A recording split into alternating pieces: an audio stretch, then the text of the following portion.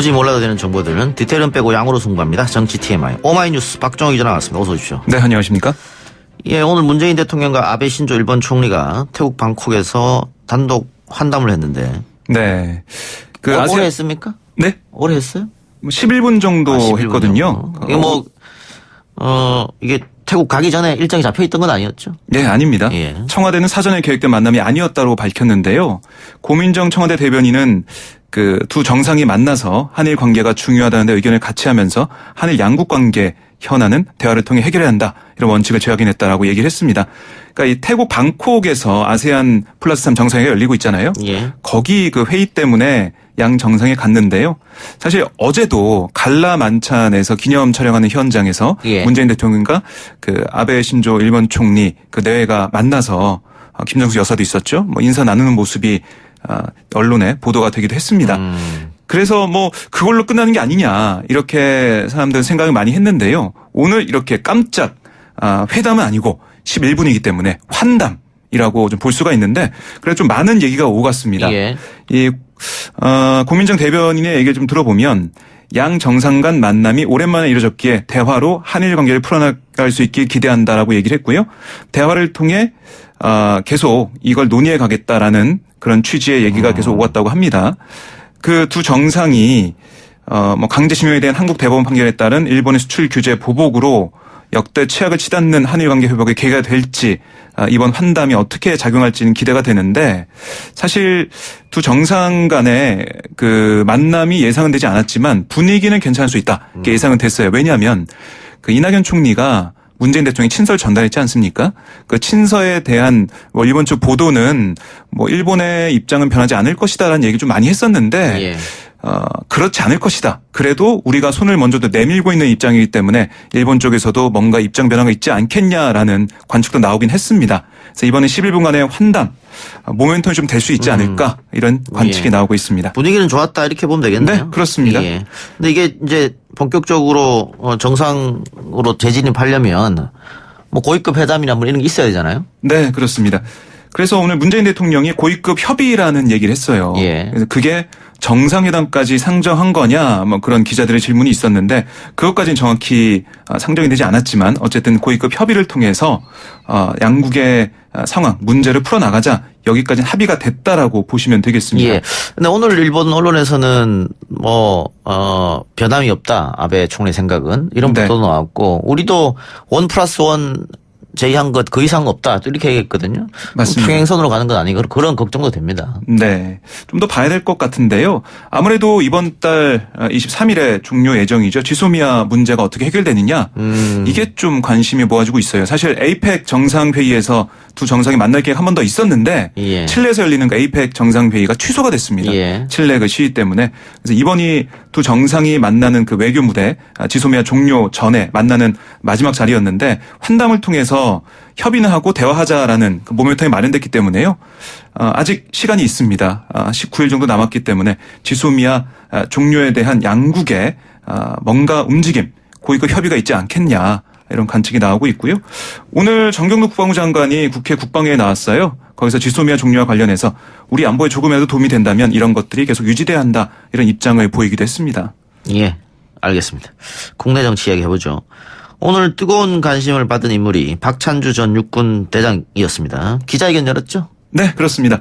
오늘 국회에서 그 취재하러 좀 많이 갔습니다. 기자들이 많이 갔는데 각 언론사에서 이 기자회견이 63빌딩에서 열렸어요. 예. 거기 갔다 와서 각 부스마다 그러니까 부스가 붙어 있어서 좀 들려요. 예. 다른 부스의 얘기가 한숨 그리고 헛웃음 뭐 이런 게 좀 많이 들렸어요. 그러니까 오늘 박찬주 전 육군 대장의 기자회견 사실 그동안 불거졌던 여러 가지 의혹에 대해서 해명하는 자리였습니다. 오늘 현장에는 기자들뿐만 아니라 뭐 보수 성향의 유튜브 방송 박 전 대장을 응원하기 위해서 군복을 입거나 태극기를 든 사람들도 함께 했다고 하는데요. 특히 공관병 갑질 논란에 대해서 해명을 쭉 했는데 좀 제가 소개를 해드리겠습니다. 병사들에게 감을 따게 했다라는 부분에서 많은 분이 남의 자식 데려다 부려먹느냐라고 하는데 오해다. 부려먹는 게 아니라 편제표에 나온 대로 임무를 수행한 거다라고 항변을 했고요. 또 군용품 냉장고 절도 의혹에 대해서는 군용품이 아니라 개인 냉장고 석 대다. 냉장고 하나, 냉동고 하나, 또 김치 냉장고 하나라면서 이 개인 냉장고 3개를 갖고 다니는 게 그렇게 안 좋은 일인가라고 반문하기도 했습니다. 또 지시불이행 공관병에게 유배성으로 GOP에 공관병을 보냈다라는 의혹에 관해서도 공관병들이 매일 공관에만 있고 제가 출근하고 있으면 출근하지 않고 없으면 지루해했다. 그들이 전역해서 친구들 만나서 군대 얘기하면 도대체 우리 공관병들이 무슨 이야기를 하려나 생각이 들었다라고 입을 열었습니다. 그래서 앞으로 전입 오는 공관병들은 일주일 정도 전선에 가서 북한군도 보고 분단 현실을 느껴보도록 하는 게 좋지 않겠느냐. 그래야 전역해서도 떳떳하지 않겠느냐라며 GOP에 공관병을 보냈던 사실을 부인하지 않았습니다. 또 병사들에게 기독교를 강요했다는 의혹에 대해서도 공관병 뽑을 때 2가지 원칙을 세웠다. 비흡연자일 것, 그다음 기독교 신자일 것이었다. 다른 의도가 있는 게 아니라 다른 종교와 같이 있으면 서로의 종교 활동에 영향을 줄 수 있기 때문이다 라고 설명을 했고요. 나는 공관병들이 다 기독교 신자인 줄 알았다. 공관에 오기 위해서 병사들이 기독교라고 이야기하고 온 것이다. 나중에 아니라고 하니 굉장히 난감하다고도 덧붙였습니다. 그 특정 종교를 기준으로 사람을 뽑는 것, 그것 자체는 문제가 있는 거 아닙니까? 그렇습니다. 거기에 대한 지적도 좀 나오고 있는데요. 그러니까 이 기자회견 자체가 그동안 불거졌던 의혹이 아니라 그걸 플러스 이 박 전 대장의 사고방식이나 생각에 대한 그걸 좀 알 수 있게 되는 그런 자리도 됐습니다. 그 아들 왔을 때 바베큐 파티 공관병 시켰다. 그건 인정했다면서요? 네, 인정했는데요. 뭐 이렇게 또 얘기했어요. 사진 속의 표정을 보면 공관병들이 긴장하고 있다고 보기 어려울 것이다. 자연스러운 표정으로 같이 있었다라고 설명을 했고요. 또 아들 친구들이 공군 병사들이고 거기 여자 친구들도 왔다라면서 공관병들도 다 같이 파티를 한 것이다라고 강조를 했습니다. 그러면서 그 음식은 내가 다 장반해줬고 나중에 거기 온 여자아이들과 우리 공관병들이 친해져서 서로 또 소통하고 지냈던 것을 알고 있다라고 해명을 했고요. 그러니까 기자들이 아니 지휘관의 자제와 그의 친구들이 파티를 하는 게 일반적인 일이냐 그것도 공관에서 물었더니 일반적이지 않다라고 얘기했어요. 아하. 그러면서도 한 번 있었던 일인데 사회 통념상 그 정도는 이해해줘야 한다라고 얘기를 했습니다. 글쎄요. 그거 어떻게 우리 국민들이 받아들일지는 모르겠네요. 네. 예. 근데 그 오늘 기자회견을 하면서 그 공관병 갑질 폭로 사건을 처음에 폭로했었던 네. 임태원 군인권센터 소장 네. 삼천교육대 가야 한다 이런 얘기 했다면서요? 그렇습니다. 근데 그게 자세히 들여다보면 사실 임태훈 소장에 대한 직접적인 질문은 없었습니다. 예. 그런데 이 박 전 대장이 자신이 이제 알아서 임태훈 소장 삼천교육대 보내야 한다 뭐 이런 취지의 얘기를 했거든요. 삼천교육대라는 단어를 아마 들어보지 못한 그런 젊은 기자도 있었을 것 같은데 제가 봤을 때는 뭐 확인해 봐야겠지만 참 21세기에 1980년대에 있었던 그 독재 시대에 있었던 군부 독재 시대에 있었던 그런 삼천교육대 얘기 나오는 것 자체가 문제가 아니냐 뭐 이런 얘기도 오늘 국회에서 기자들과 좀 나누기도 했습니다. 그렇군요. 네. 자, 자유한국당 인재영입을 둘러싼 논란이 이어지고 있는데 그 자유한국당 최고위에서 박찬준 대장 안 된다 이런 거부 반응이 있었고 그래서 공식적으로 인재영입은 하지 않았습니다만 황교안 대표는 여전히 미련을 갖고 있는 것 같아요. 네, 오늘 뭐 당 최고위원회 끝난 다음에 황교안 전 대표를 기자들이 뭐 따라가면서 물어봤어요. 여러 가지 질문했는데 모호하게 좀 답변했습니다. 그러니까 박찬주 전 대장이 곧 기자회견 한다는데 영입 관련한 당 입장이 달라졌냐 이렇게 묻자 황교안 대표는 저의 입장은 이전과 같다. 좋은 인재들이 당에 많이 들어오면서 국민을 위해 함께 일할 수 있도록 하겠다는 게 일관된 입장이다라고 얘기를 했고요. 또 박찬주 전 대장이 1차 명단에 있다가 빠졌는데 언제 다시 발표할지 계획이 있냐 이렇게 물어보자 좋은 인재들을 폭넓게 모시기 위한 노력은 계속하겠다. 그 과정에서 혹시라도 국민이 걱정하는 부분은 없는지 면밀하게 좀 잘 살펴서 그렇게 시기와 범위를 판단하도록 하겠다. 라고 얘기를 했는데요. 아까 박찬주 전 대장 기자회견 얘기를 했지만 거기서 황교안 대표가 뭐 좀 더 기다려보자 뭐 이런 취지의 얘기를 했다고 박찬주 전 대장 기자회견에서 얘기를 했습니다. 뭐 아직 포기하지 않은 게 아니냐라고 판단이 되고요. 그리고 기자들이 지난주에 물어봤을 때 배제하는 게 아니냐라고 물어봤더니 반문하면서 배제라뇨. 귀한 인재, 귀한 분인데 뭐 이런 취지의 또 얘기를 했고요. 아직까지는 뭐 완전히 가능성을 제로로 만든 건 아니라고 보여집니다. 알겠습니다. 민주당 얘기도 해보죠. 총선 기획단이 꾸려졌네요. 네, 그렇습니다. 총선 기획단이 오늘 꾸려져서 발표가 됐는데요. 오늘 최고위원 회의에서 이 총선 기획단 구성안이 의결이 됐습니다. 윤호중 사무총장이 단장을 맡았고 양정철 민주연구원장, 소병훈 조직부총장, 이근형 전략기획위원장, 윤관석 정책위 수석부위원장 등 당 안팎의 인사 15명으로 구성이 됐습니다. 그리고 당 여성위원장인 백혜련 의원, 장경태 청년위원장이 기획대에 합류를 했고요. 당내 초선의원으로 금태섭, 강훈식, 재윤경, 정은혜 의원이 합류했고 원외 인사로는 많은 분들이 잘 아시는 정청래 전 의원이 포함이 됐습니다.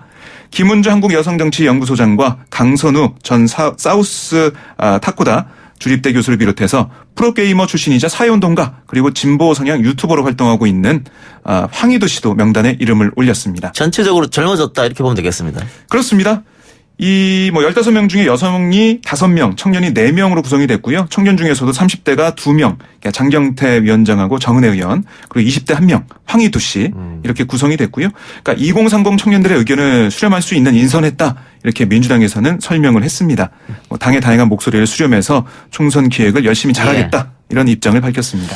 자, 그런데 조국 정국 이후로 이해찬 대표를 향해서 쇄신하라 이런 요구가 좀 있었지 않습니까? 네. 오늘 의총이 있었다고 하는데 어떤 얘기가 오고 갔습니까?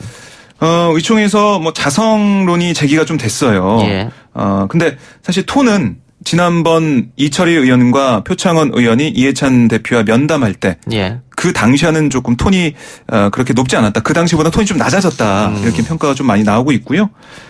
오늘 의총에서는 누구에게 책임을 지라고 하는 게 아닌 당정청 모두 함께 책임을 져야 한다. 이런 얘기를 주로 했다. 이렇게 전춘숙 민주당 원내대변인이 전했습니다.